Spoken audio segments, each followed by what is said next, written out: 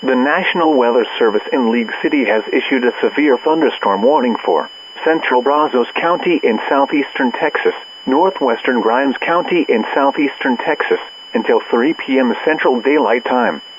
At 3:30 p.m. Central Daylight Time, a severe thunderstorm producing a landspout was located over Bryan Utilities Lake, moving east at 20 miles per hour. Hazard: landspouts. Source: Storm spotters report landspout tornado. Impact: mobile homes will be damaged. Considerable damage to roofs, siding, trees, and vehicles will occur. Locations impacted include Bryan Utilities Lake, Bryan, Steep Hollow, Reliance, Wixon Valley, Iola, Bedias, and Singleton.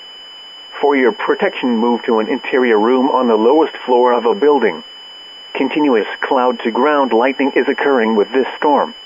Move indoors immediately. Lightning is one of nature's leading killers. Remember, if you can hear thunder, you are close enough to be struck by lightning. Remain alert for a possible tornado. Tornadoes can develop quickly from severe thunderstorms. If you spot a tornado, go at once into the basement or small central room in a sturdy shelter.